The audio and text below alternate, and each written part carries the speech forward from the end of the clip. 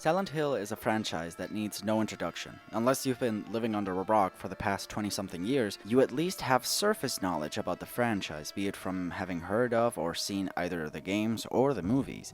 And this is for a good reason. Silent Hill is probably one of the most influential and most beloved video game franchises even now. I dare say it's one of the most important franchises to exist when it comes to horror video games, or even video games in general as a whole.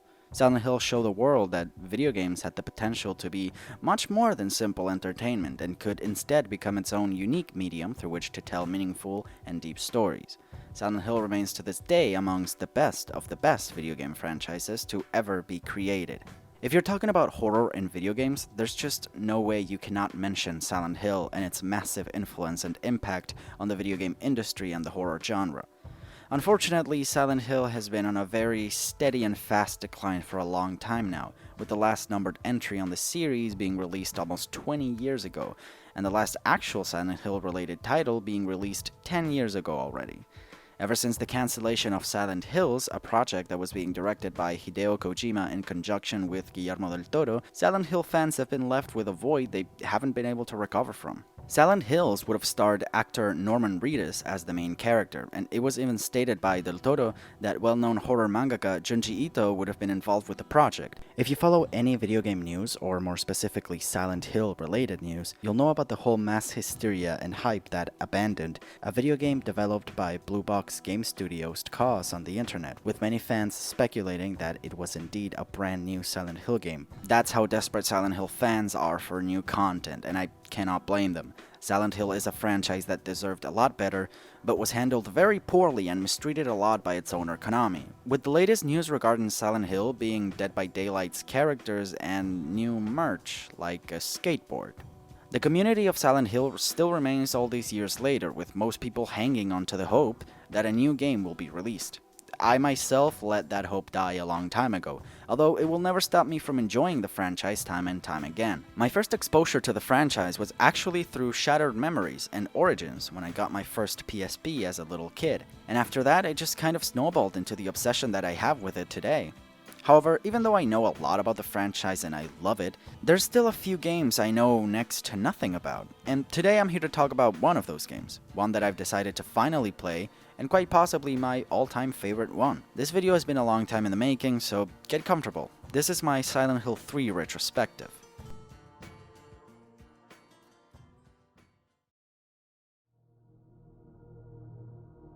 Silent Hill 3 is the third entry into the Silent Hill franchise, starting development following up on the release of Silent Hill 2 and being developed alongside Silent Hill 4. According to Masahiro Ito, the franchise's art director and character designer, after Silent Hill 2 he planned to work on a title completely different to Silent Hill. However, his boss made him work on the now cancelled Silent Hill Arcade, and his other fellow members started working on a brand new horror title. The cancelled arcade game would turn into Silent Hill 3, while the new horror title would eventually morph into Silent Hill 4. Like stated before, Silent Hill 3 was initially meant to be an arcade game, a rail shooter type arcade to be exact. Perhaps this was due to the initial poor sales and reception of Silent Hill 2 in Japan. According to Masahiro Ito, Silent Hill 2 was not received well at all over in Japan. Sales were slow, and according to him, the game was being criticized very harshly, mainly because of its radical departure from Silent Hill 1's plot and direction. Due to this, Konami wanted the following game to change directions. Luckily, this didn't happen, with Masahiro Ito and probably other staff members standing their ground and refusing to take the franchise in the direction Konami wanted. The complaints of fans in Japan, however, did not go unheard, as Silent Hill 3 isn't a completely brand new story, but rather a direct continuation of the story of Silent Hill 1, with many similarities to the game in its style and progression of the story. During interviews nearing the game's release, director Nasuhide Nakazawa mentions the obvious inspirations for Silent Hill, and most specifically 3, being Jacob's Ladder and Stephen King's works. Nakazawa continues, stating that he would say that 3 is probably the scariest in the series, with plenty of old talent from previous games being frustrated that their ideas couldn't be implemented into the other games, now having the chance to fully experiment around with them on 3. Scenario designer Hiroyuki Owaku states, "We're trying to help players get into this world of fear. We want them to forget about the real world while they're playing the game." When asked about what is scary, director Nakazawa states, "It's kind of hard to say, but it's not a sudden surprise, like when someone jumps out behind you or something like that. It's more of a crawling kind of fear that grows on you, like when you see a new character that you haven't seen, or when you see an unusual object or something that might have some intention, something that you're not sure might be dangerous.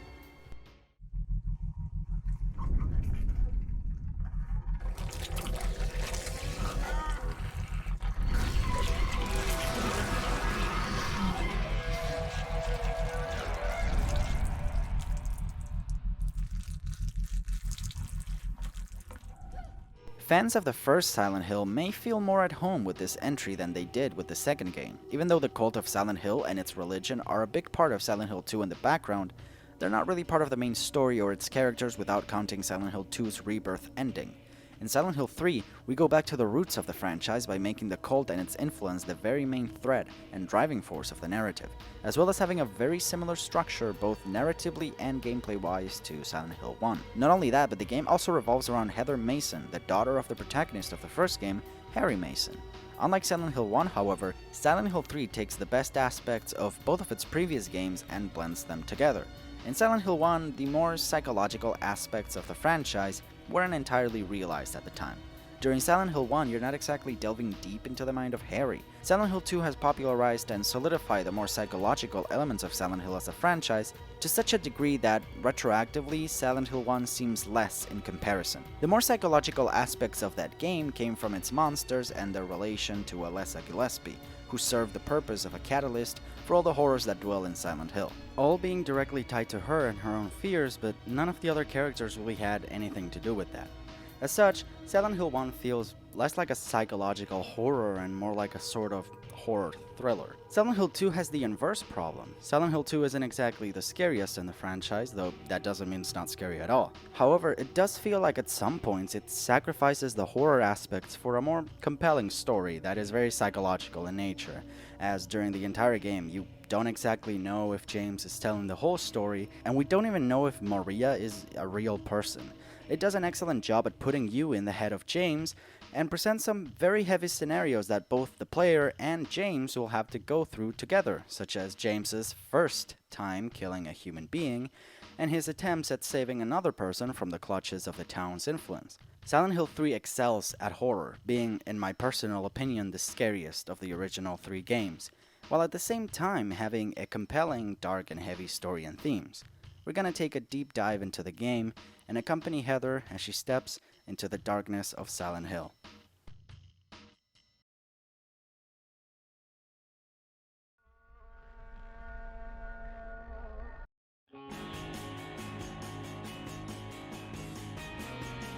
The intro cutscene for the game sets the tone right away, starting with some unsettling imagery before abruptly cutting to a shot of the protagonist and kicking in the rock music. Similarly to Silent Hill 2's introduction, this game's introduction movie has a compilation of cutscenes from the game with the main theme of the game in the background. The main theme of the game marks the first appearance of Mary Elizabeth McGlynn, who would go on to lend her vocals to plenty of Silent Hill games from this point onward. The music of the game has a very 2000s rock sound to it, which fits perfectly for our teenager protagonist and of course the era of the game. This sound permeates throughout the entire soundtrack of the game, often being combined with the more aggressive and unsettling sound of the first game's soundtrack, as well as the more ambient tone of the second game. It makes for an extremely memorable and unique soundtrack. Silent Hill 3's music is the music that comes to mind whenever I hear the term Silent Hill music, or whenever someone mentions Akira Yamaoka's work. It has the perfect mix of ambience, rock, unsettling, and creepy tracks, as well as gorgeous vocal tracks, and makes for my favorite soundtrack in pretty much all of the Silent Hill games. Earlier I mentioned how the music fits Heather as a protagonist, and the music is not all that fits her, as the fact that Heather is a teenager girl is something very important to the themes of the story too. Her personality is also unlike anything you've seen before in the franchise. Unlike Harry, who has quite a one-note, stoic, and heroic personality, and James, who most of the experience is confused and extremely lethargic, Heather is extremely energetic, snarky, and sarcastic, but throughout the entire experience she also shows a fair degree of vulnerability and insecurity, showing us her anger, fears, and sadness. And while Heather isn't exactly a super complex character to understand, I end up appreciating her character more than the previous two, partly due to personal bias because I really like her attitude, but also because Heather just feels like a real person, The way she reacts to the nonsense happening around her legitimately sounds and looks like something a real person would do in her situation. And again, throughout the entire experience, we get to see pretty much her entire journey and all of her emotions in full display, from her initial confusion to her vengeful conviction, and lastly to her inevitable breakdown after the nightmare is over. The game throws us right into the nightmare with a rather abstract cutscene depicting Heather entering a very unsettling amusement park. Right off the bat, I just want to comment on how gorgeous the visuals of Silent Hill 3 are. Silent Hill 2 already made a huge jump in terms of graphics in comparison to Silent Hill 1, but Silent Hill 3 follows right after in its footsteps by being one of the most gorgeous looking PS2 video games in its entire catalog. Dare I say, the game holds up even to this day without looking extremely dated. Even during the close-ups to the characters' faces, you can see how much care and effort went into the details and animations. Like on one of the very first cutscenes from the game where Heather wakes up in a restaurant and you can see all the little details of her reacting to the sunlight shining on her face. And the shot that follows is just insanely good, with this dreamlike red sunset lighting shining from the blinds into the restaurant, almost like an omen of what is awaiting both Heather and the player outside, especially considering red is a recurring color in the game.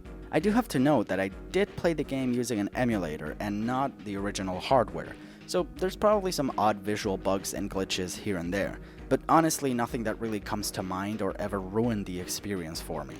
The game still has some gorgeous looking models and environments, and some of the shots are just downright gorgeous. It's one of the reasons I always defend and advocate for fixed camera remaining as a staple of survival horror and just horror games in general, since it can add so much to the experience and it really isn't hard at all to get used to. But I digress. The entire amusement park section acts as the game's tutorial. If you've played any survival horror or any of the original Silent Hill games, then you already know the gist. Although in comparison to the previous two games, Silent Hill 3 is quite linear, probably the most linear of the original 3 games, as well as pretty short. For the majority of the game, you'll be going from point A to B on a sort of item hunt quest similar to Resident Evil games. However, there's quite a few puzzles on the way, though most involve getting certain items to access a new area or activate a certain mechanism, not unlike the previous games. All the while, of course, having to battle the hordes of enemies and monsters that will swarm you. When it comes to the combat, it really didn't change that much from the usual pointing and shooting, or attacking with melee weapons. The list of weapons changed quite a bit, however.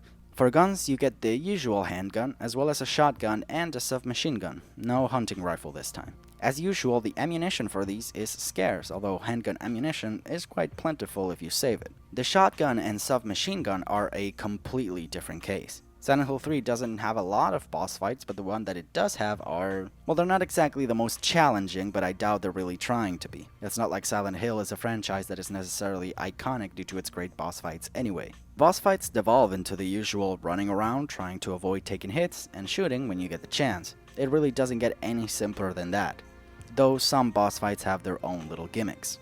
Though the bosses themselves aren't exactly as important to the game as their relevance to the plot is. Each of the bosses, barring the first one, have some pretty huge impact on the game's story. For a game centered all around Silent Hill, you only really spent half of the game in the actual town, with most of the first half of the game being all exploration and little to no plot progression, mostly just being a huge setup until a specific event that becomes the firing gun that starts the entire real plot of the game. You may think I'm exaggerating if you've never played the game before, but I'm really not. Without counting the initial mall area, you have to go through 4 separate areas before you actually get to any semblance of plot progression, with each area being roughly 40 minutes in length. Though the areas aren't bad at all, with a lot of them having some of my favorite looking areas and moments.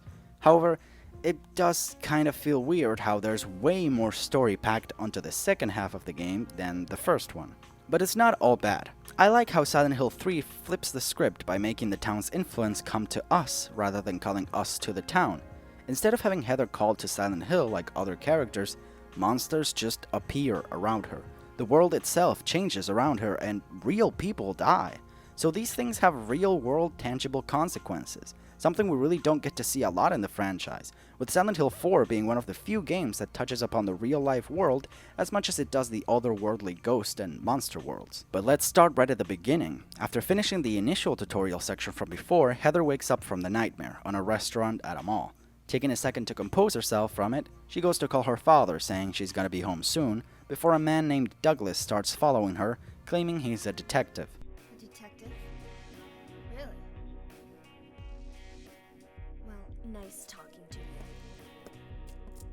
Heather doesn't really want to engage with the guy, and after an awkward scene where Douglas just keeps following Heather, she ends up having to go to the bathroom to escape from him. Heather decides to get outside via the window and goes back into the mall, except the mall is different this time. It's all closed off and the lights are off, except in one single store, so Heather goes in to investigate, and inside she finds this.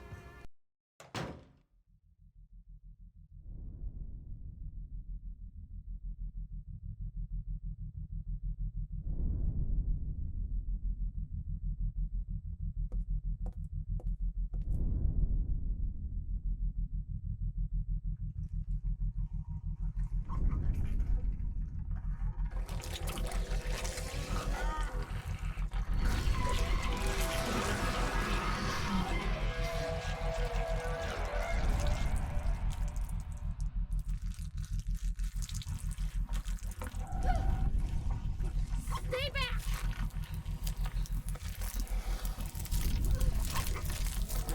Get the hell away from me!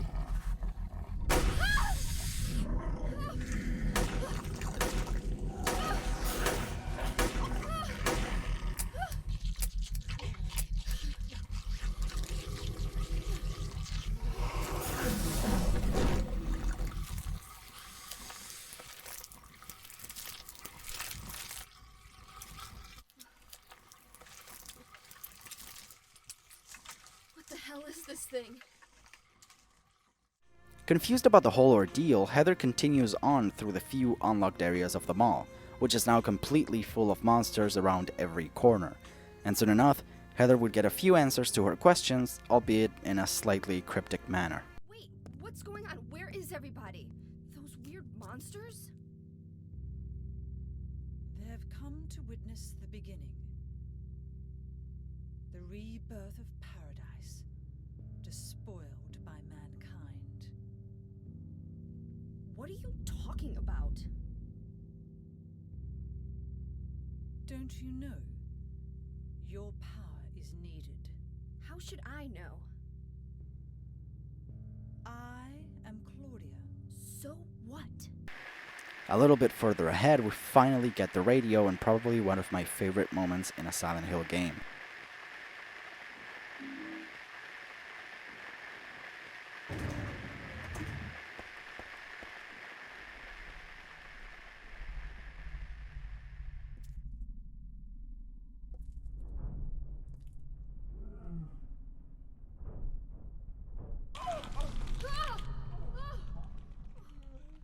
Is this a dream?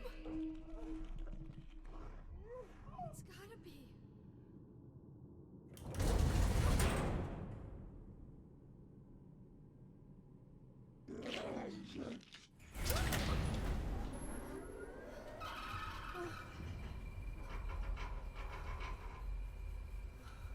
Not even a kid could believe in this.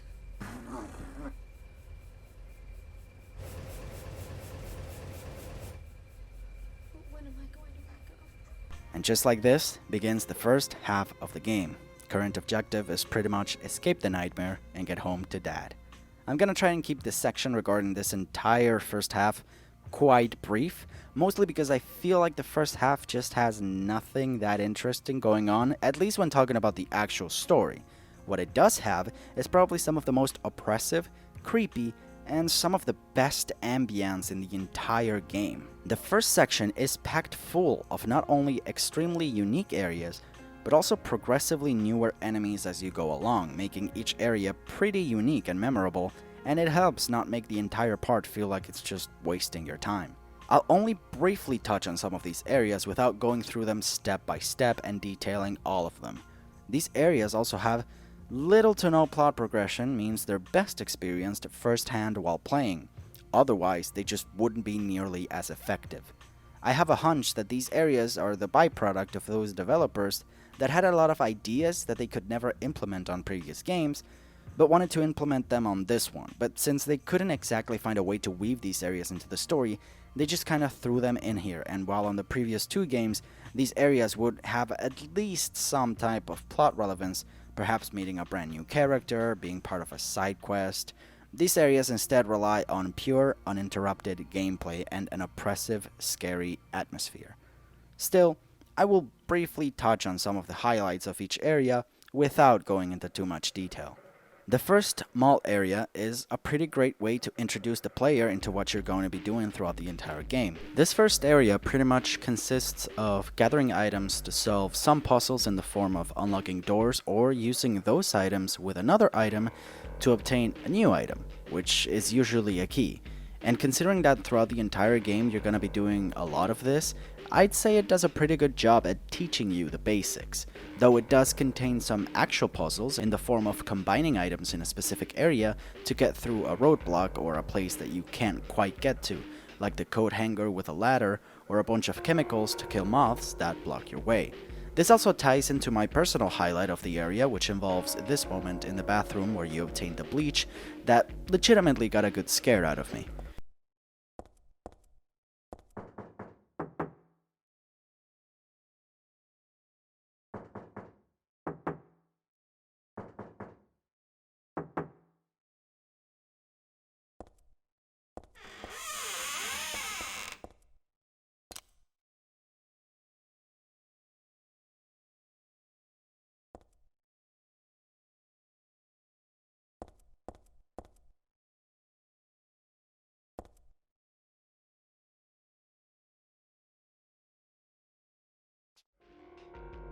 There's also the fact that this area has the bulletproof vest, which is about as much of a difference as you're gonna get when it comes to the gameplay of Silent Hill 3 compared to the previous two games.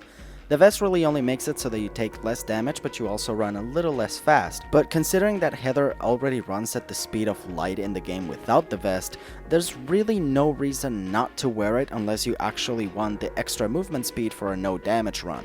This area also has one final boss fight before the end of the area. Like I mentioned earlier, this boss fight doesn't exactly hold any importance, neither on the plot of the story nor as a fight in and of itself, but I suppose it can be pretty scary. It's a pretty disgusting looking and suspiciously shaped creature, and the way it moves and wiggles into the holes is just really creepy. But outside of that, it's not a really important boss fight, nor is it really difficult at all. Honestly, I would even consider the way to the boss fight as more of a highlight than the actual boss fight itself.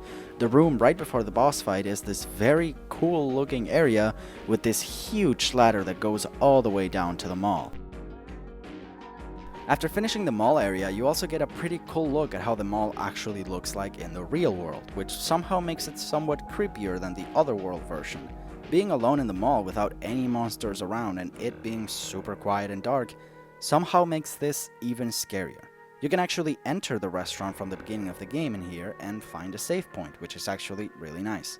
Leaving the mall, you'll find Douglas again, apparently having experienced the same nightmare as you.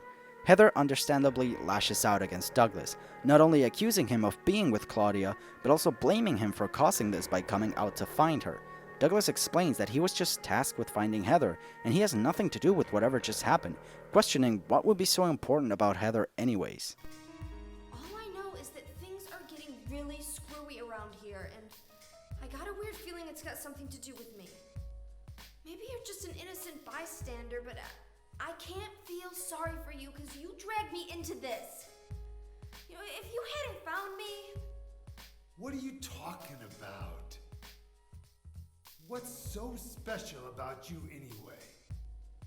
If I knew that, I wouldn't be so confused, would I? I really like this cutscene, not only due to the gorgeous music in the background, but also because of the portrayal of each character. These two will be forming a team later on, and seeing Heather and Douglas arguing with each other in this little back and forth feels like a genuine exchange between these two characters based on the current knowledge of the situation that both of them have.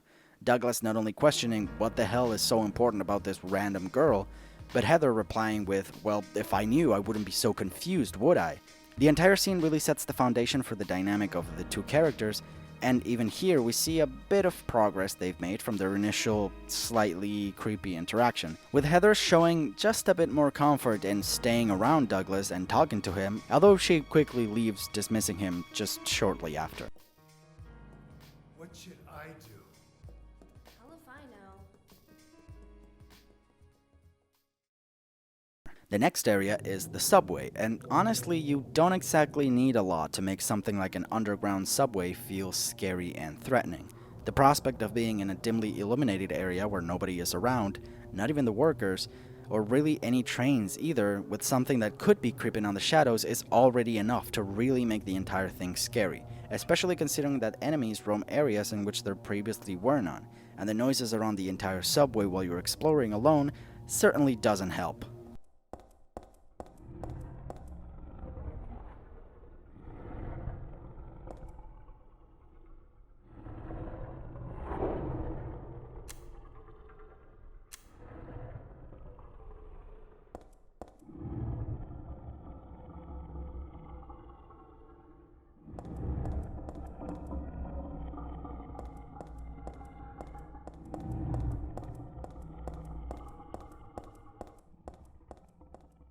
My favorite part of this area has to be the ghost scene. During your journey through the subway, you'll come across an old newspaper that details the apparent accident or suicide of a person that jumped onto the train tracks on a certain platform, a platform that we will of course be going to. A little further ahead, you find an occult magazine that Heather describes having read before. The magazine details how sometimes ghosts of the dead would linger around the areas where they passed, thus cursing the area, and possibly even harming or possessing other humans. When Heather finally reaches the platform where this happened, this happens.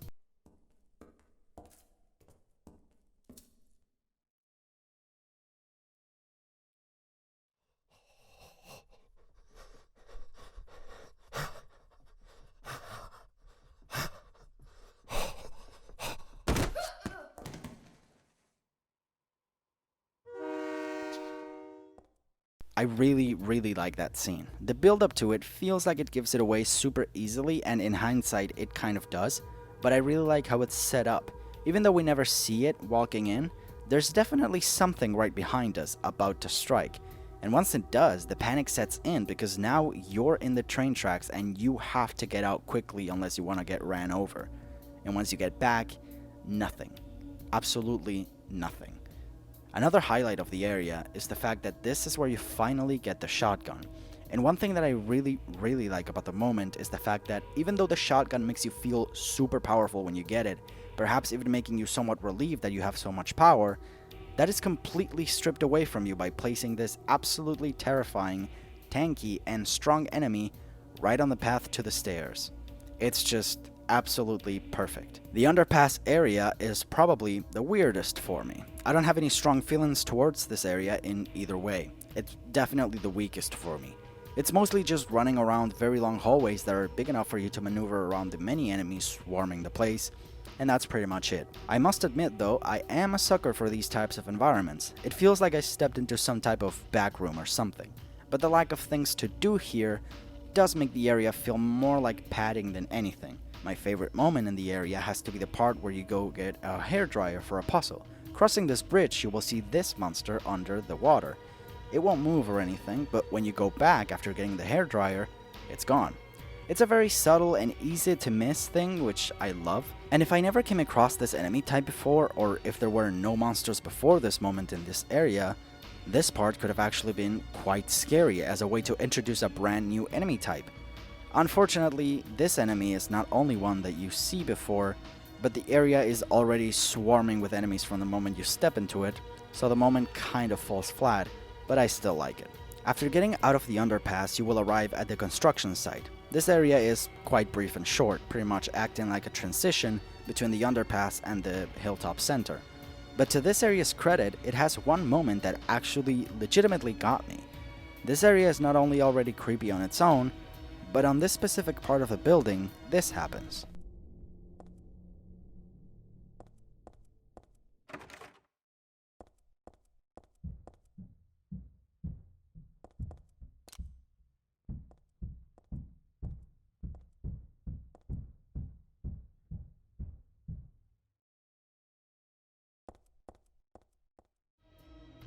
This moment is perfectly executed. It intentionally has a weird camera angle so that you do not see what is behind you, and the loud footsteps that seem like someone is rapidly running up the stairs have the perfect volume for you to get easily startled by them. It's the contrast of a sudden threat appearing on this otherwise calm and quiet area that makes the moment so effective, as well as your inability to see or even realize what the threat is. This is also the area where you can find a hidden silencer on a wall after breaking it. Surprisingly, it's easy to miss, but also easier to notice considering the camera angle changes drastically to pretty much tell you, hey, there's something cool in here. Alright, now let's take a look at the final area of the first half. We're almost there. This area feels like the biggest, but really it's about as big and about as long as the other areas. The difference is, there's a lot more to do here as well as some plot progression.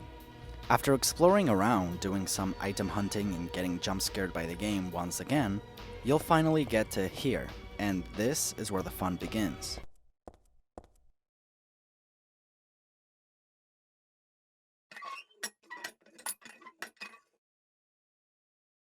I knew it.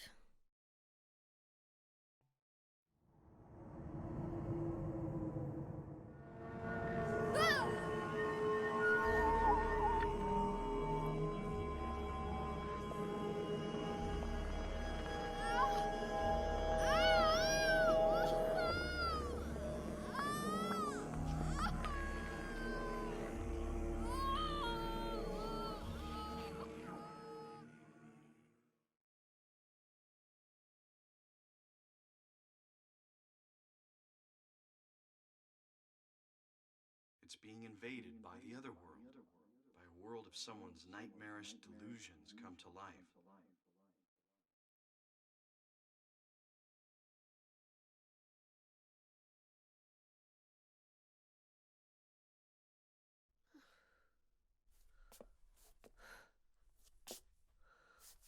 Oh no, not again.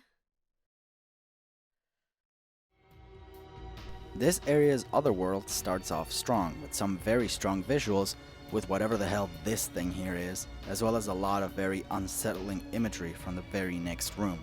Right as you leave the room, you'll probably get swarmed by the monsters here. A lot of times you'll probably get surrounded and even stun-locked, so either get to swinging or get to running.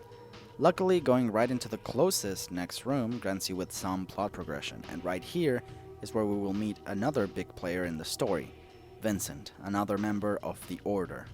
Vincent introduces himself and Heather is understandably suspicious of Vincent, wondering if he's with Claudia. Vincent scoffs at the idea and visibly gets upset at it, asking Heather not to lump him with her and saying that Claudia got brainwashed by that crazy old hag. Though he later apologizes, stating that she was Heather's mother after all, much to Heather's confusion. Vincent seems visibly confused by Heather not knowing anything about herself or the current situation, blaming Harry for not telling her anything, and even insulting him, which upsets Heather. He apologizes, and when Heather asks to tell her everything, Vincent seems surprised that Heather really does not know anything, and Heather gets increasingly frustrated, telling him that if she knew, she wouldn't be asking. The entire scene up until this point has a pretty casual and grounded feel to it. That is until Heather expresses how she feels like she's going crazy and asks Vincent if he feels the same way. Vincent, instead of giving that reassurance to Heather, instead tells her that he finds it most fascinating, making Heather abruptly end the conversation by leaving. Even though Vincent is clearly against Claudia and isn't a monster, it's quite smart to make him so weird. Because even though we're in the presence of another person, finally, we don't quite trust them, to the point where Heather refuses to go back into the room just because he's there. I mentioned and praised before Silent Hill 3's quality visually as a PS2 game, but I feel like this is one of those scenes that fully displays just how good the game looks and how great the visual expressions are. The motion captured body language is incredibly convincing and natural, and the facial expressions perfectly convey the emotions of the character. The voice acting, of course, adds a lot. Heather's performance, as I said before, feels really genuine. Her confusion, her apprehension when speaking to Vincent, her anger and frustration, and finally her disappointment. This is where the scene ends for now, but it won't be the last of Vincent we'll see. This area is just one big puzzle, with the main highlight being the main enemy of the area we must defeat to progress and escape. This enemy and the entire set of puzzles are tied together. You will need to read throughout this children's story to know how to defeat this enemy and escape towards home. Each of the floors has their own piece of the puzzle as well as their own distinct visual style, which I really enjoy. Although they all share the similar rusty grates look, they all have certain unique aspects like a larger presence of wood or ceramic walls and floors. After getting to the final part of the story and the puzzle, Heather chants out loud the spell that defeats the monster in the story, also getting rid of all the monsters in the area, allowing you to finally escape. And just like that, we're free. We get to see a bit of the streets, but the path ahead is pretty clear. All that's left to do is just go home. Making our way through the apartment building, we find our own, and once we enter, we are greeted by this.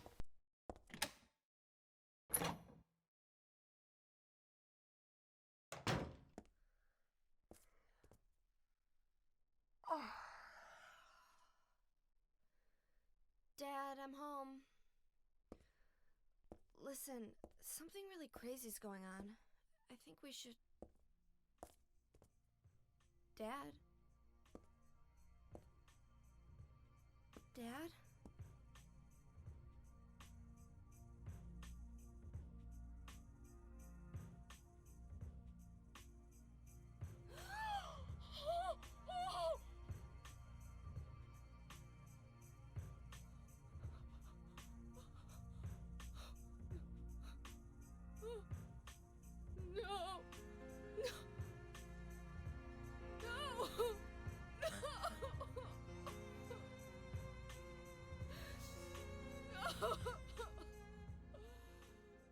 And this marks the end of the first half of the game. Heather comes home only to find the dead, bloody corpse of Harry sitting on his chair.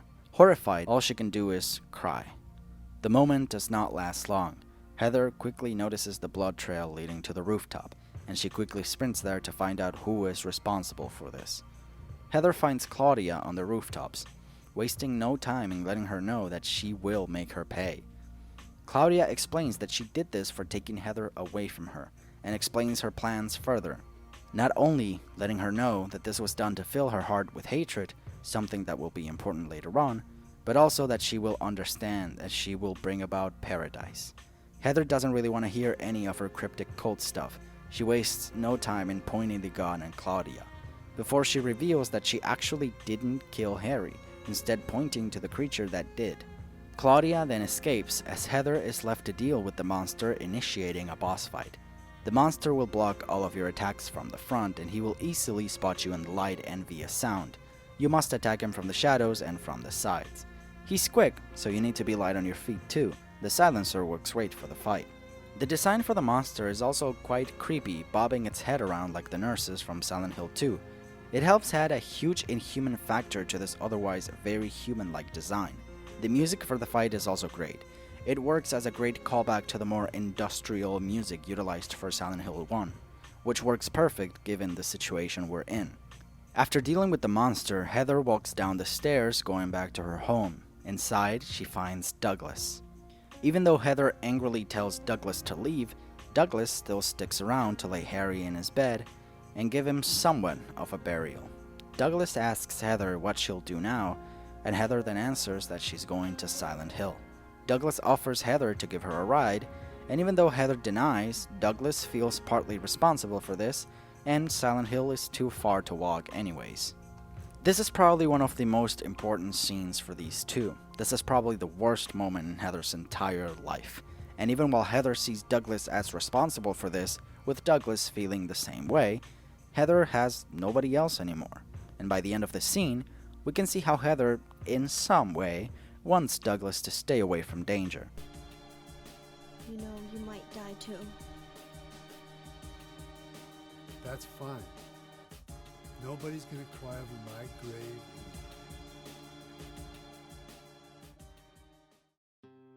We also get a little glimpse at Douglas's past in the scene, seeing how he doesn't exactly care whether or not he dies, giving us a small amount of information about him that tells us a lot, and his situation with his family. Presumably that he either has none or is in bad enough terms with his family that they wouldn't care if he died. Before going to Silent Hill, we get to peruse around the apartment for a bit, getting to interact with a lot of stuff and seeing a bit of Heather's thoughts on things. My personal favorite being that if you interact with the chair Harry was sitting on, Heather will say, "Dad, why did you have to die? You told me you were the strongest man in the world." And if you interact again with it, she'll say, liar. This is probably one of my favorite details because it shows you that despite Heather coming all the way here, defeating all these monsters, dealing with all of this stuff, at the end of the day, she is still just a teenager. Just a kid who looked up to and loved her dad, naively and childishly thinking that her dad is the strongest in the world, invincible, untouchable, and then getting struck with the awful reality that he is not, that he is a liar. Aside from interacting with stuff and finding the stun gun in here, there's not a lot to do. So without keeping Douglas waiting, Heather makes her way outside and finally meets with Douglas. He mentions how Vincent came along and told them to meet with a man named Leonard when they get to Silent Hill. Douglas also hands Heather something that Harry was holding at the time of his death. And with that, it's now finally time to start the trip towards Silent Hill.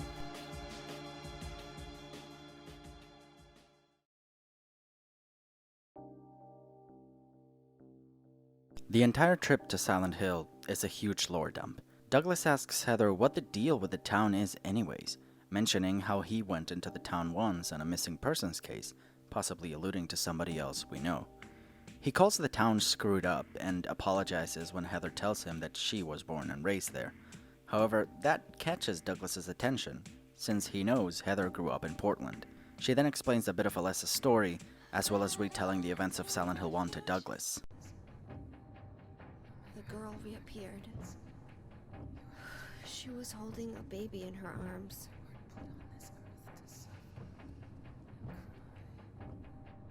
Before she died, she gave the baby to my father.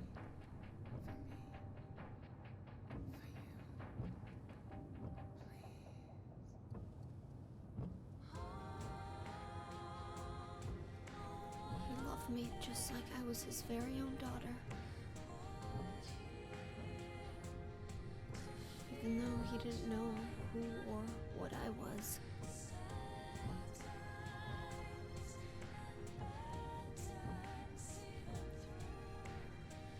It was so sudden.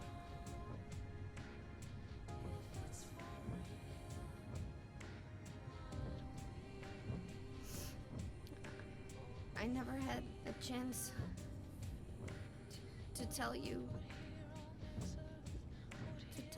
how happy you made me.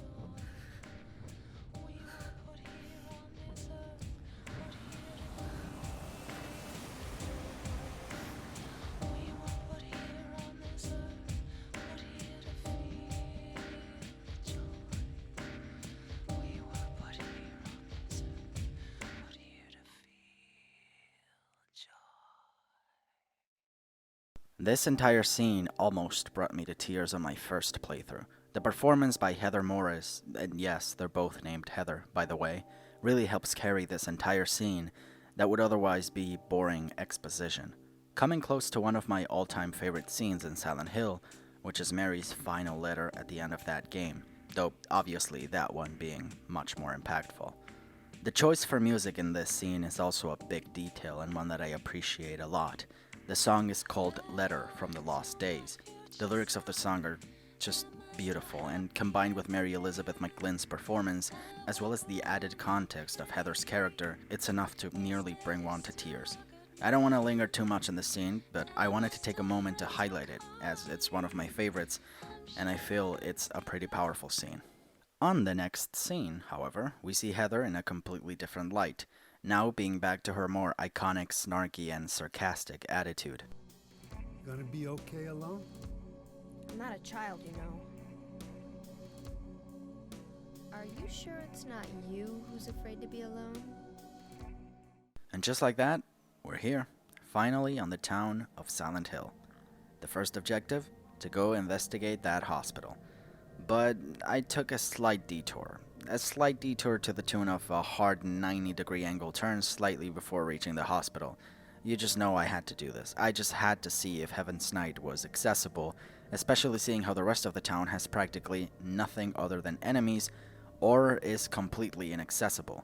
And to my surprise, Heaven's Night is entirely accessible, even having a nice pamphlet describing the town itself and some items scattered around.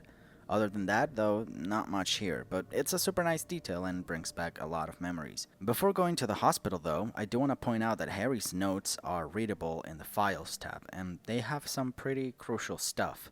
In here, Harry writes some notes specifically for Heather in the case of his death, explaining not only how he came to have Heather in the first place, but also detailing crucial events of the first game, with some very strong words, like Harry feeling so angry and sad that that young woman, referring to Alessa, snatched away her daughter, that sometimes he'd put his hands around Heather's throat as a baby, thinking Heather was that woman, even considering abandoning her, calling himself a terrible person for thinking that, stopping himself because despite everything, Harry still deeply loved her, asking Heather to please just believe in that, calling her his precious daughter.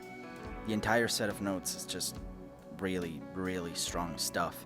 It gives us one final glimpse into Harry's mind now that he's dead, and although some of the stuff in here is pretty disturbing, it also shows us Harry's undying love for a child that isn't even his own, yet he treats her like it was his own flesh and blood. Some pretty heavy stuff.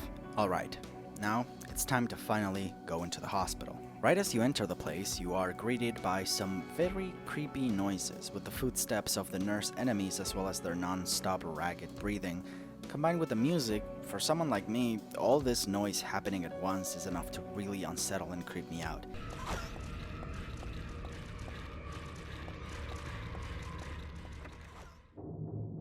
These nurses will close in on you from each part of the hallway, so you better get rid of them quick or find a safe room to go into.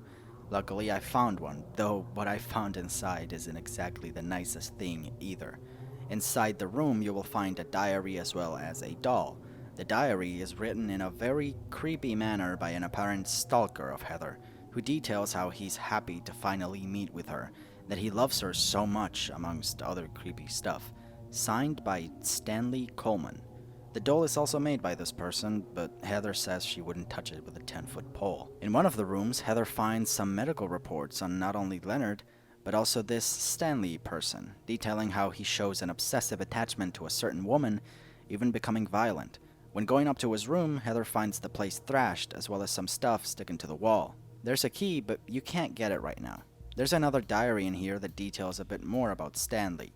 He says he's been thrown in here with the lunatics by the Order. He also tells Heather she can peel the key off with, quote, that junk that those nasty wenches won't stop using. Before wondering why Heather didn't take her doll and saying she's so cute, assuming she's too embarrassed by it to take it. The specific diary entry is very big, for a number of reasons. Number one, the diary entry made me realize that the images we see in-game actually do have the real dialogue written in them, in handwriting, which is incredible. The second is that it gives you a clue for the puzzle. You have to go to the women's staff room and take the nail polish remover to peel off the key from the wall. And third, it makes the diaries seem like they are written on the spot, almost confirming that Stanley is in fact literally stalking you throughout the entire level, giving you hints and clues, but also commenting on what you do and where you go, which makes it even creepier. Next to the nail polish remover, there's also an interesting item, the perfume.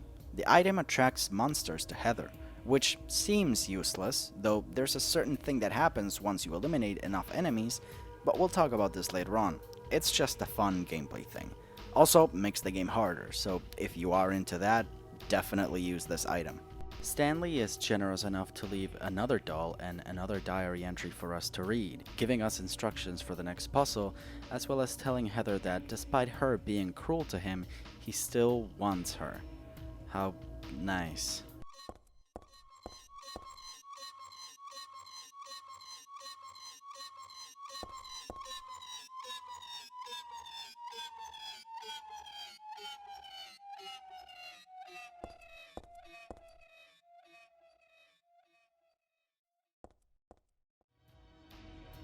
Down here, you must use the camera to snap a picture of the back of a room that you can't get to.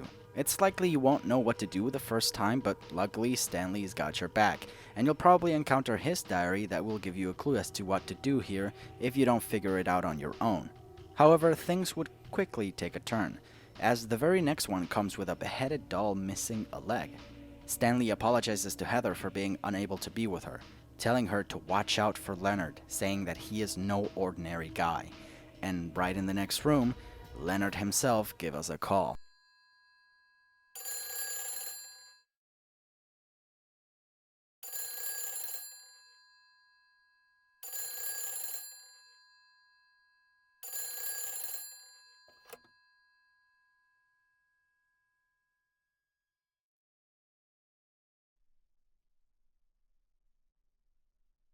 Hello? Claudia, No, I'm not. don't lie to me, Claudia. You're always trying to run from your responsibilities. Have you come to apologize? Or maybe you still don't realize how foolish you've been. The salvation of all mankind. Ah, what a ridiculous dream. Wait, just listen to me for a second. I've heard enough from you already. How did you turn out this way? Where did I go wrong? Listen to me already. I'm not Claudia.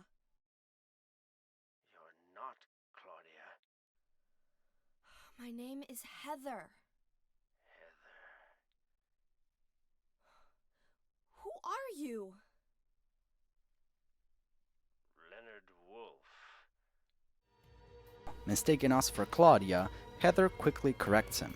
Leonard asks for Heather's help, recognizing that Claudia has gone too far. And now our objective is to find Leonard and get his seal. It's pretty hard to get lost since the characters tell you explicitly where to go. As we enter the room, we aren't greeted by Leonard, but rather by a weird maze area that we have to get through. The entire maze acts as a transition from the real world to the other world. We find a symbol at the end of the maze that seems to activate a bit more of Alyssa's memories. Still has an unusually high fever. Eyes don't open. Getting a pulse, but just barely breathing. Why? What is keeping that child alive?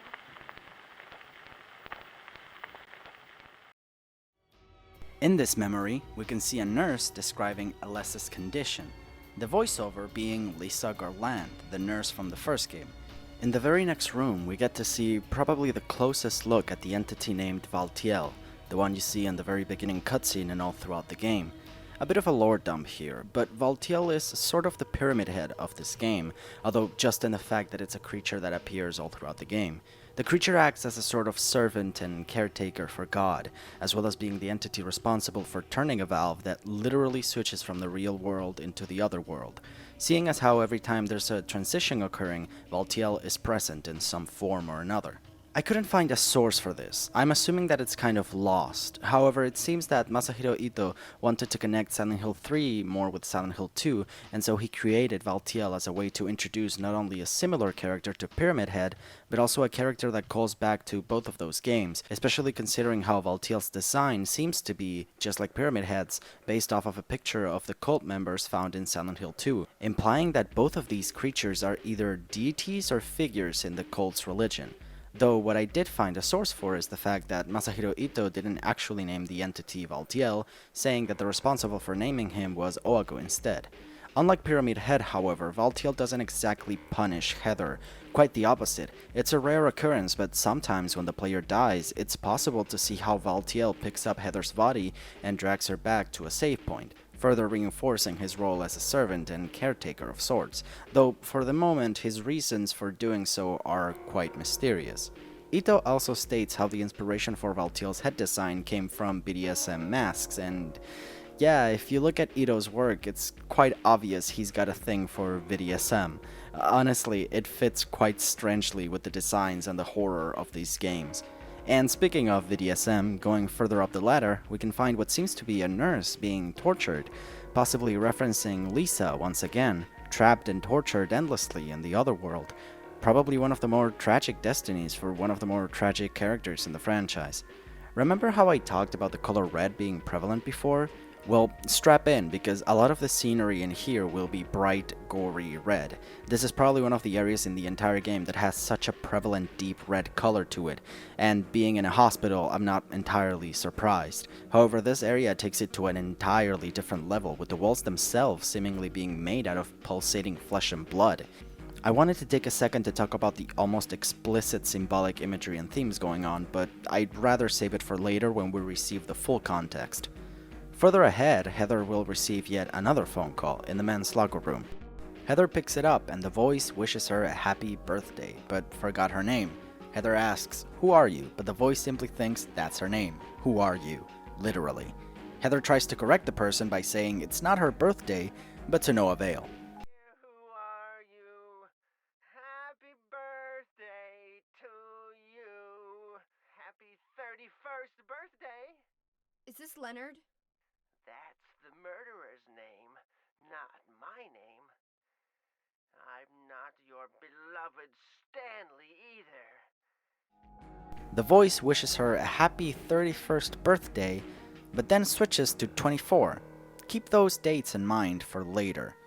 The voice in the call mentions Stanley though, and it does mention that his new name is number 7. This is possibly tied to the next puzzle. The puzzle involves an eagle-eyed view engraving of the room that you're in that gives you the clues for the order of the numbers that you need to find to open an oven door. The beds are numbered, and one of them, numbered 7, lets out a choking and gagging noise when approached.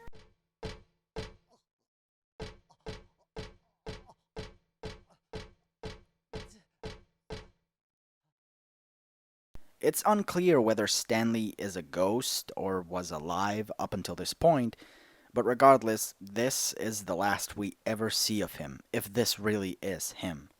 This puzzle was quite the head scratcher for me too, and the hard version of it is even harder. That one has a poem you have to decipher to actually solve it instead of the numbers, which is just wild. Let's jump ahead and finally meet Leonard, shall we? On the examination room, we'll find the little altar with instructions. Placing the blood bag we acquired earlier opens up the path downstairs, where we finally meet with Leonard. Leonard and Heather have a little back and forth discussion, where Heather seems disappointed to find out that Leonard is just yet another religious fanatic, while Leonard himself feels betrayed by the fact that Heather does not form part of their religion. Whatever you want. What do you mean by that? I mean that I don't think the way you guys do. I don't want any part of that kind of paradise. You're an unbeliever. You deceived me. I didn't deceive you. We were both just wrong about each other. I thought you were a normal person. So you tried to trick me so you can run off with my seal, eh? Heretic! You plan to destroy God! I told you I wasn't trying to trick anyone. What is this seal thing anyway? Don't play innocent. You can't fool me anymore. The seal is mine! I was appointed by God to be its guardian! The only thing you'll get from me is a gruesome death.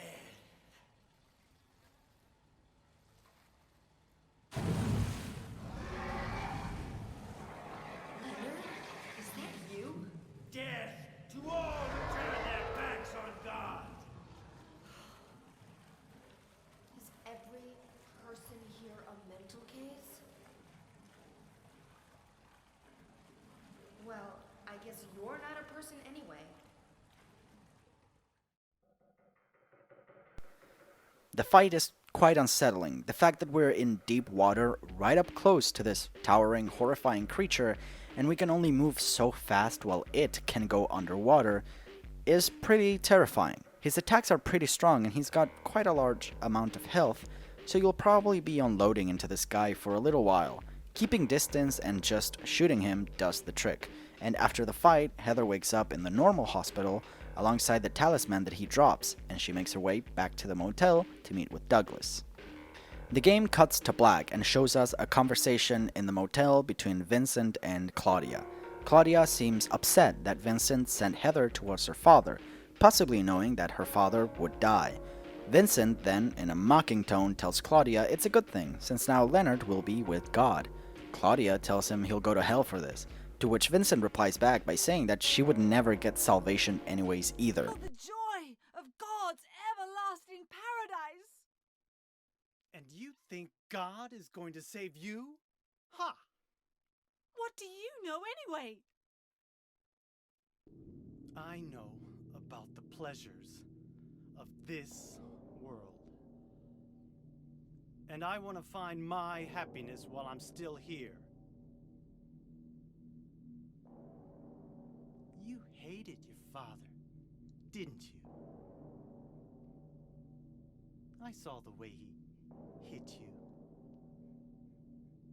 and kicked you, and made you cry. The memory of his cruelty is forever burned into my mind. Yes, yes, and that's why we need God. These scenes help complete the context for Leonard's character. We not only find out during the hospital that Leonard is a very hardcore religious fanatic, going so far as to push his views on others and possibly even murdering others for being non-believers, as Leonard strongly believes that those who don't believe in God do not deserve paradise, feeling responsible for the eradication of non-believers in the name of God. This ties not only into Leonard's reaction towards Heather, but also gives us a reason for why Leonard would want to stop Claudia's plans in the first place, as Claudia seems to want to bring forth paradise for every person, even if they're non-believers, while Leonard thinks non-believers do not deserve paradise. Not to mention the torture and abuse Claudia had to suffer from Leonard, not unlike Alessa at the hands of Dahlia in the first game. It's unclear whether or not Leonard is or was a human. We do see him as a monster, but then again, he can speak, and he clearly shows to be somewhat rational. Regardless, it doesn't seem like Leonard will continue being a problem. And after making our way through the beautiful sunset-lit fog of Silent Hill, we reach the motel, and we encounter Vincent alone this time. Heather questions where is Douglas, and Vincent replies that he went out, but he left a message, giving her directions to go to the church on the other side of the lake to find Claudia, though Heather isn't quite convinced. It's probably the only way in now. Go northwest on Nathan Avenue. It's a bit far, but closer than heaven. Is that it for the message? Uh-huh. Thanks.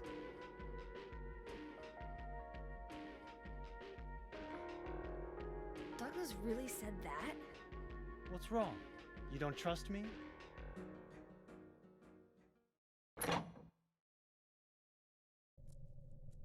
Making our way towards the amusement park, the place might seem familiar. It's the area we were right in the tutorial of the game during the nightmare sequence.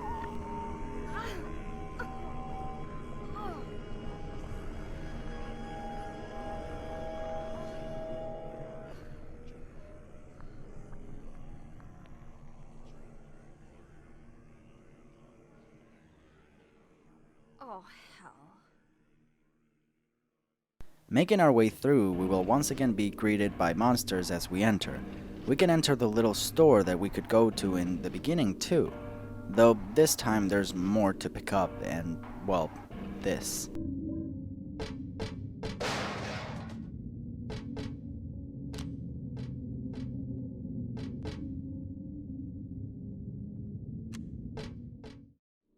From now on, get used to the unending noise of not only the radio going insane, but the enemies themselves making a lot of noise, as the final two areas will be swarming with enemies as we get closer and closer to Claudia. The train tracks from the dream come back to finish the job, but Heather decides that a pair of broken legs is probably better than dying. As Heather jumps off, we cut to Douglas talking to Claudia. He confronts Claudia, telling her that he doesn't like being used, and that Claudia tricked and lied to him by saying Heather was kidnapped from them. Claudia replies by stating that Heather was one of them but got taken away and brainwashed by Harry.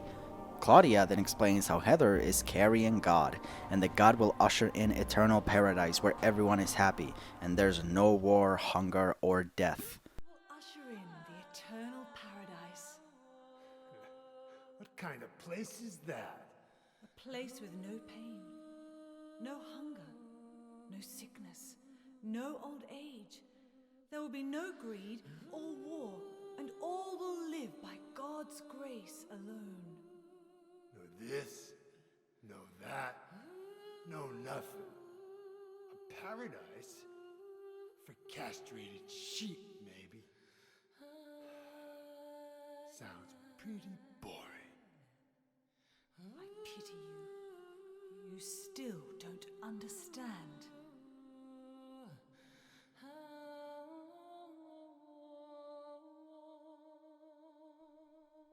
You're going to kill me? Is it really so easy for you? I've done it before. Then I truly do pity you.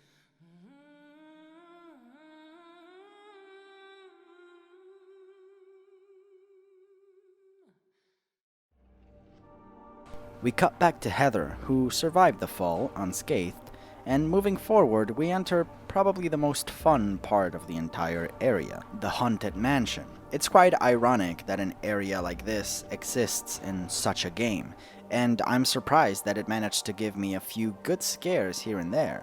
And even though there's a section where the controls are kind of jank, it's short enough that I can give it a pass.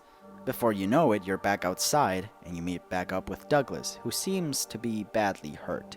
In here, we get to see the culmination of the dynamic between these two, having gone from complete strangers all the way up to caring about each other's safety and even forming a bond of sorts, as Heather calls him an old fool for getting himself hurt.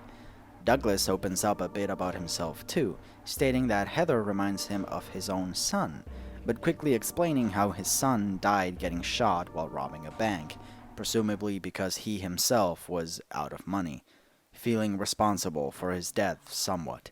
Shot robbing a bank. But why? Maybe because his pop was a penniless good-for-nothing. Who knows?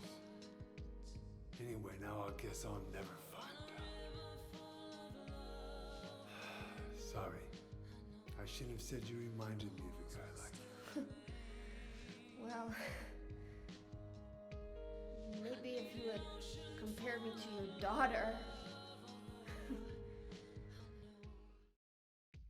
The fact that both Heather's father is dead and Douglas's son is dead is probably what makes these two's dynamic work so well, as Heather is afraid of losing Douglas, who she might see in the same light as a father now that Harry is gone, and Douglas might want to protect Heather the same way he couldn't protect his son. They complement each other really well, and it results in a very endearing father-daughter dynamic. Before finishing their conversation, Douglas raises his gun and points it at Heather as she walks away. Heather notices this, and Douglas explains how maybe by killing Heather, the nightmare would finally be over. Maybe killing you here is the only way to end this nightmare.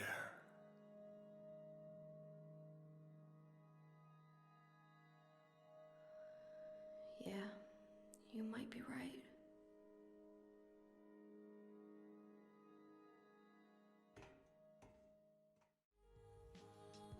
You can actually go back and talk to him as he lays on the ground, which gives you a nice, charming small talk between them. Up ahead, it's time to face one of the final bosses of the game. If you've played Silent Hill 1, this might seem familiar, as there is one boss fight with another possessed individual who also happens on top of a carousel. The first part of the boss fight involves a certain puzzle that needs solving, as you have to kill all the horses that are currently leaking a gas that will kill you if you don't kill them quickly enough. Once that is done, the entire place becomes corrupted as we enter the real boss fight, which is Alyssa herself, in an attempt to stop Heather from reaching Claudia. The boss fight is actually quite difficult, as she not only utilizes all the arsenal that you also have, but she's also quite hard to damage and follow, as she will move around the arena and can block your attacks. It cycles from a knife all the way up to a submachine gun, going through a handgun and a pipe. But with enough perseverance and health drinks, the fight is a breeze. Once it ends, the world returns to normal, and we find a message in the floor. A message left by Alyssa to Heather, which gives us a bit of context as to why we're even fighting ourselves in the first place. Alessa expresses how she feels it would be best for her to die, as she does not want to experience what she did all those years ago, wanting to stop the birth of God, afraid of what might happen to the world if it does. This feeling being so powerful that she manifested herself to kill Heather, to kill herself, and put a stop to not only God being born, but also her own possible suffering, after being so traumatized by her torture as a child and the rituals performed on her. After the encounter, all that's left is to finally reach the church, and that's exactly the area we go to next, the very final area in the game.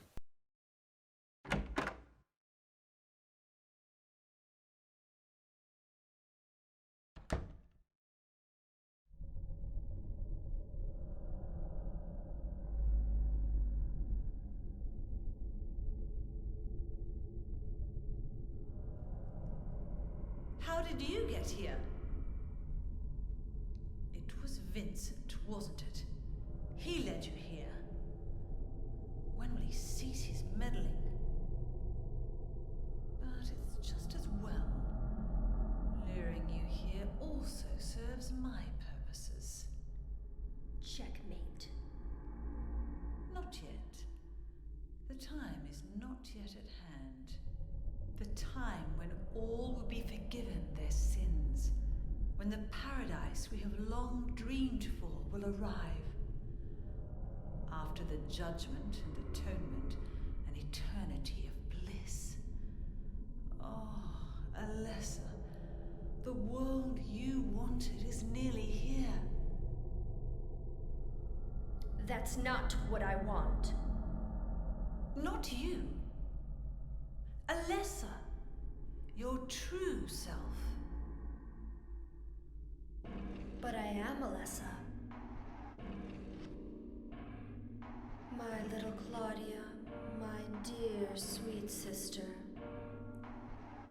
Alessa, is it you? Oh, how I've missed you. I don't need another world. It's fine the way it is. But you said it yourself. The world must first be cleansed with fire. But that's not what I want now. Alessa, don't you want happiness? Have you become blind to all the hopeless suffering in the world? We all need God's salvation. Listen, suffering is a fact of life. Either you learn how to deal with that or you go under. You can stay in your own little dream world, but you can't keep hurting other people. Besides, I'll never forgive you for hurting my father. I wish only for the salvation of mankind. But for that to happen, the world must first be remade. And for that, we need God. You self-righteous witch! No one asked you to help! God is growing within you. You despise me, don't you? You're damned right I do! That's good.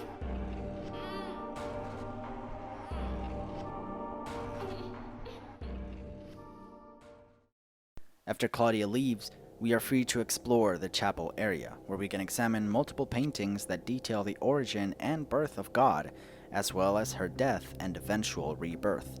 Right off the bat, the area is quite unique, as the map for the area isn't an actual map, but rather a children's drawing that we pick up and fill up with information as we go on, which is an incredible detail and a pretty interesting thing to shake things up a bit. Starting the area, we can enter this confession booth. This part is entirely optional, but it's quite interesting. Most of it we will touch on after the game is over, but it's worth mentioning now. Entering the booth, you'll be greeted by a woman's cries who begs for forgiveness after apparently murdering a child. You can choose whether or not to forgive her or say nothing. There's no right or wrong answer to this, and it has no bearing on the ending you get, at least not for now. But like I said, we'll touch on this later on. For now, you can answer whichever you'd like, and then leave. Deeper into the church, you'll quickly come across the church growing more and more warped, as well as filling up with more enemies, with the scariest for me being these two big ones blocking the path. I didn't want to waste ammunition, so I never killed them, but I kinda wish I did because they freaked me out every single time I had to pass through here, and they also burned through some of my health items. In this hallway, we encounter a room with a cassette tape, as well as some papers with information about the Order, and its main symbol, the halo of the sun, the symbol that we see throughout the entire game as a save point. The cassette tape can be heard in a room further up ahead. We'll touch on this later. It's nothing important, but it does give us a bit more insight into not only how the cult works and their side of the story, but also how the members think. It's just more world building that is very appreciated, and it helps. There's even more information about the cult ahead, with a book that describes how the cult's own religion was changed when met with influence from Christianity. Another book also describes the tarot and how it works, which ties into all the tarot cards you will be finding throughout the entire church level. And after picking one up, Vincent gives us a visit. Hiya, Heather. You show up everywhere, don't you? You make me sound like some kind of unwanted pest. Well, who are you anyway? Haven't you realized that yet? Yeah, you're on Claudia's side. I told you not to put me in the same category as that mad woman. Well, you're pretty loony yourself. It's true. We believe in the same God. But I'm quite sane. So why did you help me out then? Was that also part of trying to resurrect God? It's not uncommon for people to worship the same God and still disagree. God? Are you sure you don't mean devil? Whichever you like. The point is that now I really am on your side. I don't want God to be born. Wouldn't be convenient. I'm just looking out for myself. Everyone does it. Huh. Don't stand there looking so smug. You're the worst person in this room. You come here and enjoy spilling their blood and listening to them cry out. You feel excited when you step on them and snuff out their lives. Are you talking about the monsters? Monsters? They look like monsters to you? Oh no. Don't worry. It's just a joke. This has to be one of the most iconic moments in this game and this entire franchise. If you've played Silent Hill 2, then you'll know that Silent Hill doesn't quite look the same for everybody, and Silent Hill 3, despite being mostly a nightmare shaped around Heather and Alessa, does a bit of the same with Vincent's character by hinting that not only does Vincent see the world differently, but also that the monsters Heather was killing throughout the entire game aren't monsters at all, at least not to him, much to Heather's horror. However, not only Vincent saying it's a joke, but also him acknowledging the state of the church later on sort of proves that after all he really was joking, though this didn't stop fans and players from questioning whether or not he really was. After that, Vincent then asks Heather if she has the talisman, and after seeing that she does, he gives her a book and then leaves. The big old book that Vincent gives her briefly details what the talisman is and how it works, and now, armed with the knowledge that we have all the necessary things to defeat Claudia, we move on. Further into the church, Heather comes across a room that looks exactly like Harry's apartment room. Eerily so. The room contains Harry's diary, where he further details Alessa and Heather's connection, as well as finally explicitly confirming that Heather is indeed Alessa, as if that wasn't obvious already. As disturbing as the room is, what with all this smeared blood, the lighting makes for a dreamlike and oddly beautiful visual. It's one of those environments from the game And hey, it's a nice change of pace from all the rust and pulsating fleshy walls everywhere. Then there's this room, which looks like the same room Alessa was hospitalized in after her immolation, where the ritual took place. In here you'll find a tarot card, a book describing Aglophidus and its use, as well as many things relating to Alessa, like a picture of herself and the bloody bed she was in. If examined, Heather describes how, 24 years ago, this is where she was held when she had God in her womb, but couldn't deliver her, as well as describing the torture and agony she felt during all those years, until Harry saved her, calling Harry dad but stopping herself when she called Dahlia her mother, even though by this point we know she technically is. Remember those dates I mentioned before in the hospital? Well, this is where the dates start to make sense. Back in the hospital, the birth dates were 31st and 24th, both of those dates marking Alessa's 31st birthday as well as her 24th anniversary of her immolation. These types of details are scattered throughout the entire game, all of them hinting at and showing us the connection between Heather and Alessa, as well as just generally being part of Silent Hill's nature of playing into your fears and traumas and personal experiences and using them against you. The room, aside from its explicit, disturbing nature, has a very low growling in the background that is very ominous. Even after all we've been through, these small details and noises still add a lot of atmosphere and creepiness to the entire game, even if by this point we are a bit of a walk-in arsenal.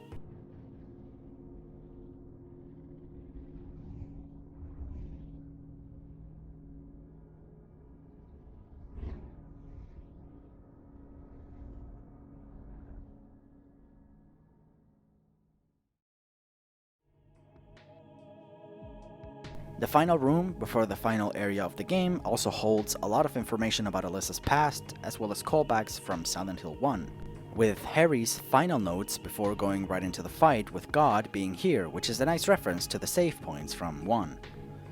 Before we can actually go into the final boss, there's one final thing we need to do first. We are missing a final tarot card that is found in Claudia's bedroom, so we need to backtrack all the way to the beginning.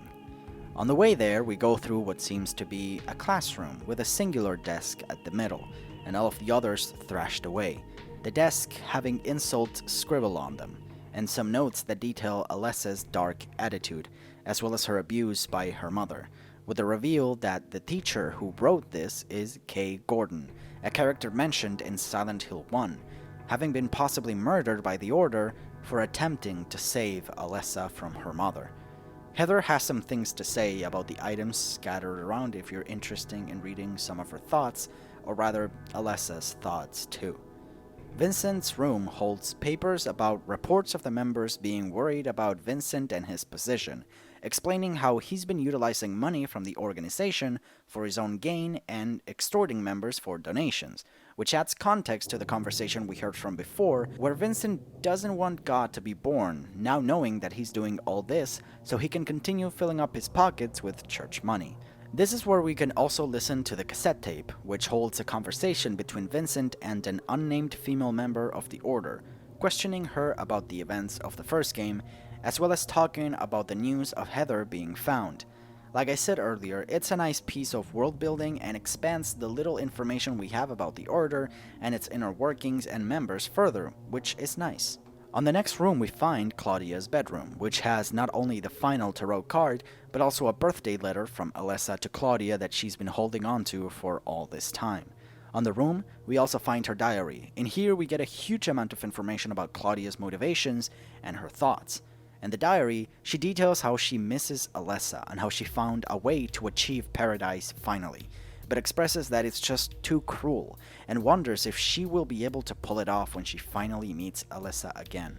She also expresses her desire to make the world a better place after reading about child exploitation and refugees, seemingly having the best of intentions, and showing us a different side of Claudia. A side of Claudia that understands how cruel her actions are, but probably thinking that standing idly and doing nothing is worse, wanting to take matters into her own hands, despite knowing that her cruel actions will probably not allow her to receive salvation like the rest of the world. All of this doesn't exactly excuse Claudia's actions towards Heather, but it does put her under a different light. Although it doesn't exactly help that Vincent, and likely many other members of the Order, see her as crazy, and presumably abandon her, seeing as how there's nobody in the church anymore, probably thinking that she went too far. It's a pretty tragic character, if you really think about it. Claudia not only loved Alessa dearly and missed her, she wants to save the world and realizes how cruel her actions towards Heather are, but she does it anyway, believing that it's for the best.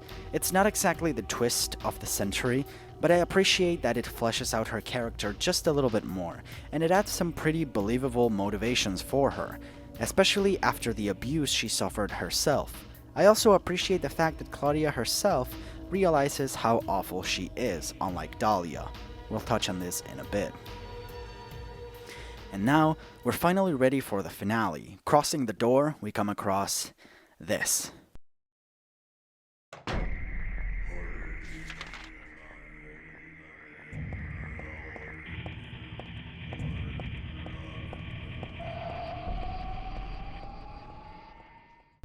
As we're reaching the very core of the town's influence, we can see how it's affecting the surroundings worse than anything we've seen before, with ominous chanting and disturbing industrial noises that accompany our every footstep. And right at the end, we finally reach the final area. What do I want? Well, for the two of you to die, that would be nice. Then I could relax. When did you stop believing in God? God lives. Just look around you. But I do believe in her.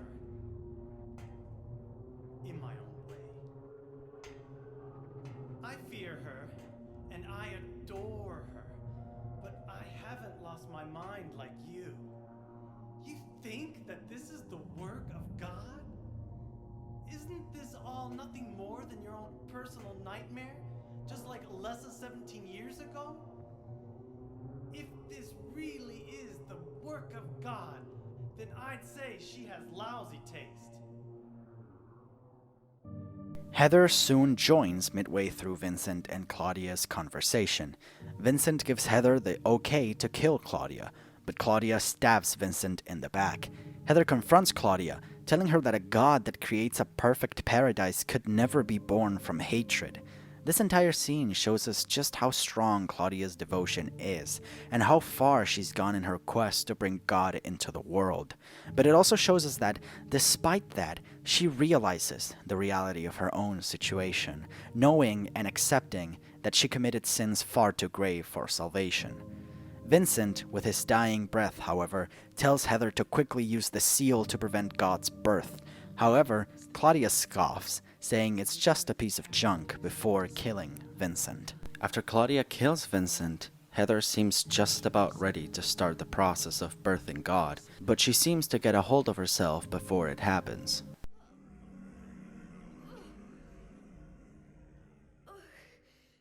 Alessa?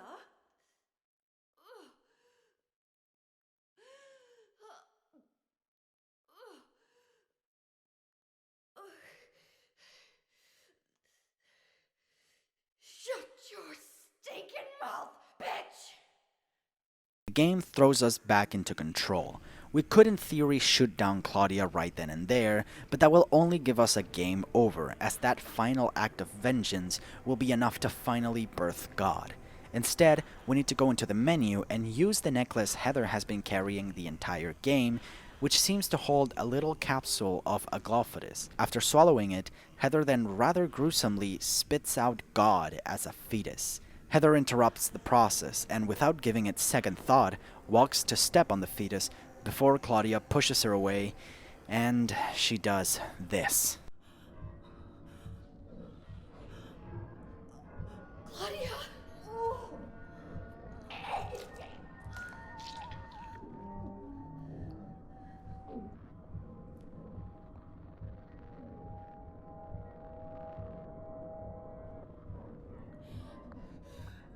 Alessa, you cannot kill God. I will birth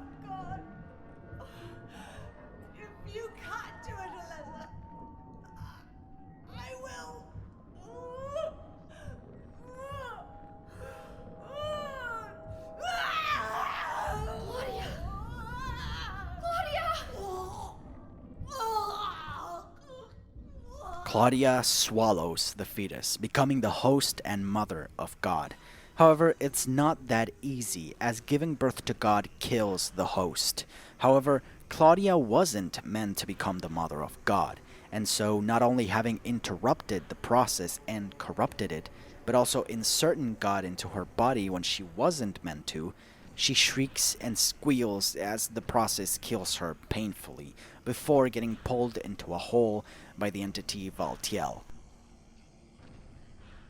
Heather jumps into the hole all the way down onto the depths, lies Claudia's empty robes, and Valtiel gently wraps God's corrupted and unfinished form in a veil. You can't be dead. I was gonna kill you.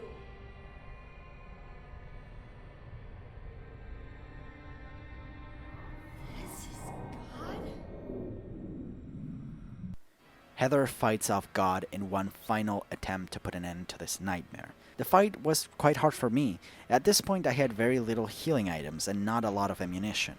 God's attacks are quite devastating, understandably. However, I managed to bullshit my way out of this fight by hoarding all the handgun ammunition I could find, finishing off God from afar, dodging her fire attacks. After all is done and God falls to the floor dead, Heather kicks her in a rage, making sure she stays down. And just like that, the story ends. Time to roll the credits. Even after all that, even after defeating so many creatures, surviving hell on Earth, all Heather can really do is just fall to the ground and cry while calling out for her father.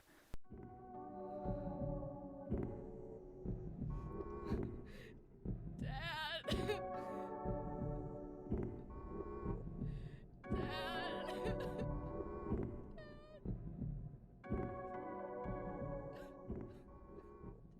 And I see this as an extremely powerful moment, not only because of the obvious connections with Harry's death, but also because of all the shit that Heather had to deal with throughout the entire journey, finally getting to her. And we get to see all that spilling out as Heather drops her snarky facade and allows herself a moment to grieve. The story doesn't end just yet, however. After Heather's cathartic moment, she gets up and starts walking before turning around. On the final release of the game, there's really nothing to justify this scene.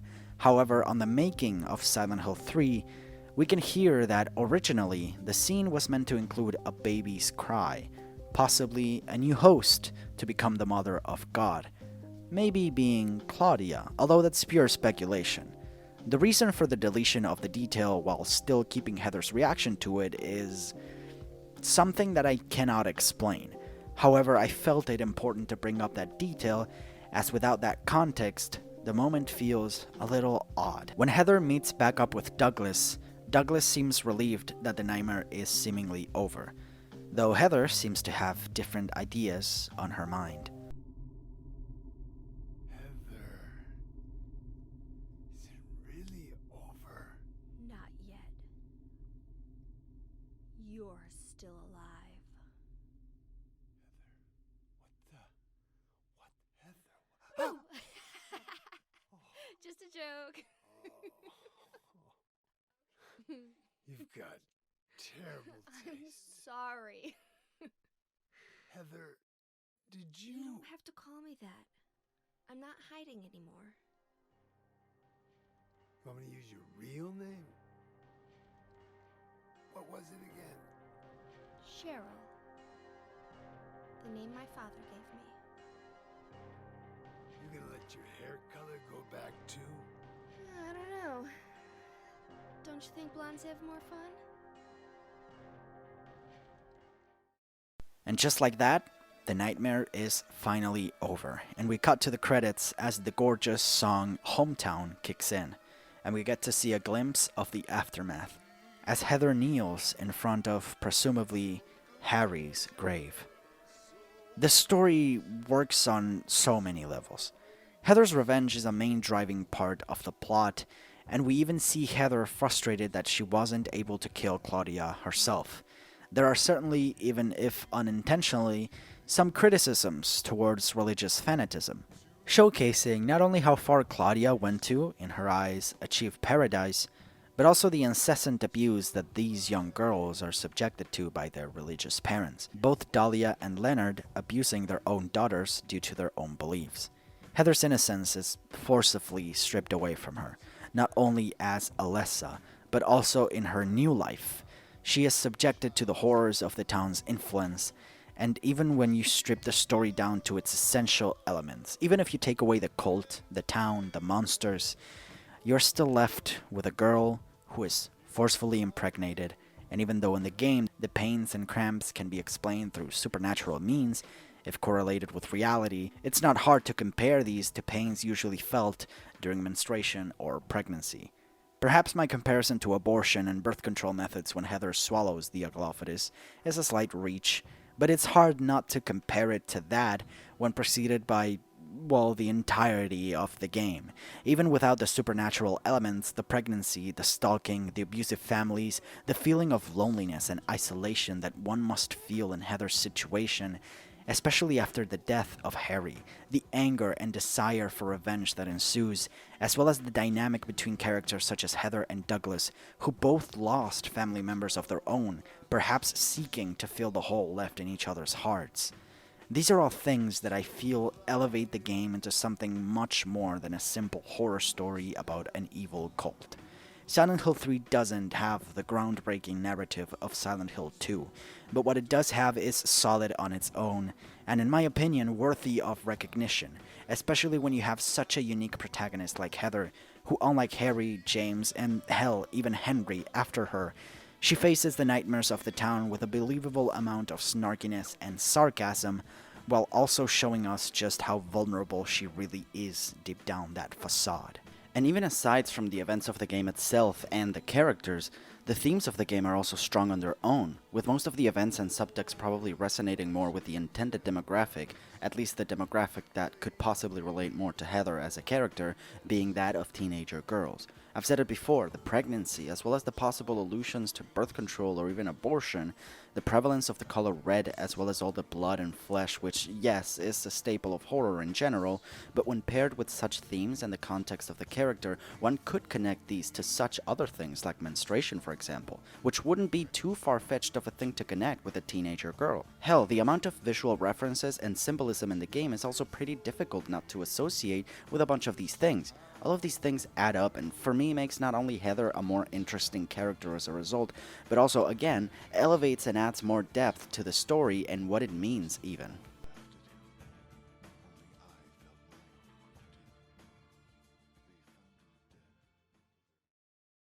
Now, there's still some final stuff to talk about, of course, as these games always include some extra content after being completed, and Silent Hill 3 is no exception.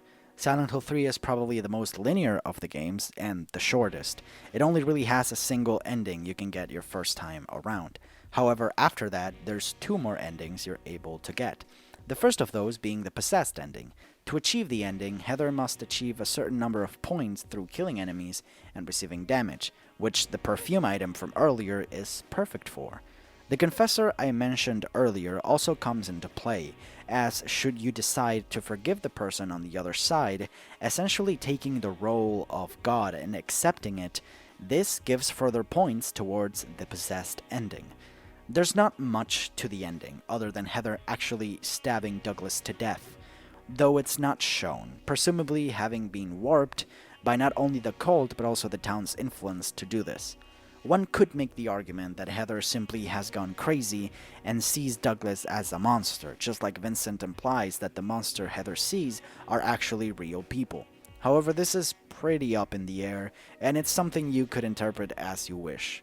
The other ending you can get is the iconic UFO ending. To actually explain the ending, I first have to explain the Heather Beam. The Heather Beam is a weapon you unlock after defeating a high number of enemies after multiple playthroughs. The weapon itself isn't exactly an actual weapon you equip, but rather you must unequip weapons to actually get to use it. The Heather Beam allows you to use a variety of, well, beam attacks, like lasers and projectiles. You can also use a powered-up version of the attacks if you combine the Heather Beam with the transform costume.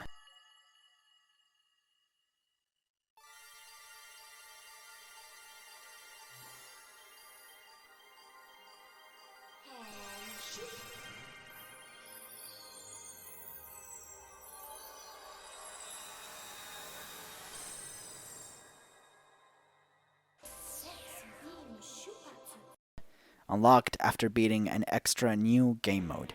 After defeating at least 31 enemies with these items before getting into Hari's apartment, that's all you need to unlock the UFO ending for the game. Honestly, probably the best ending, considering it's all the previous protagonists having a nice chill time together while the town itself gets destroyed by aliens. Probably the best outcome. Aside from these endings, there's even more extras, like an Easter egg referencing the silver and gold axe fairy tale, except this time with pipes. The pipes don't really have anything special other than being a different color, but it's a nice Easter egg, I suppose. There's more weapons to unlock after finishing the game in the form of an infinite submachine gun, granted to you if you manage to kill the final boss using a melee weapon. Not actually doing the whole fight with a melee weapon, just dealing the final blow with a melee weapon is enough. There's also a flamethrower that you're granted if you defeat the game once using mostly guns, and an actual lightsaber. Well, called beam saber for reasons, but the weapon is granted to you if you manage to beat the game using mostly melee weapons instead. And honestly, it just looks pretty goddamn sick. Aside from the transform costume, you also get a variety of different costumes for Heather to wear, most of these being themed around Silent Hill, and many others exclusive to the PS2 version being themed around various gaming magazines and websites. Honestly, even if they're all just a different design on the shirt, it looks really good on Heather. Though, I must admit, God of Thunder is probably the sickest one. I mean, just look at this. These costumes are all unlocked via codes that you input into the game, most being unlocked after meeting certain conditions. Some were probably released into magazines and articles back in the day, though nowadays it's as easy as simply looking up the list of codes and just unlocking them like that. And hey, Heather's not the only one that gets new costumes whenever you enter a new game. If you input the Konami code before entering an extra new game, you can also unlock a pretty funny costume for Douglas where he's only on his underwear and socks and his coat, which honestly recontextualizes this first scene pretty well.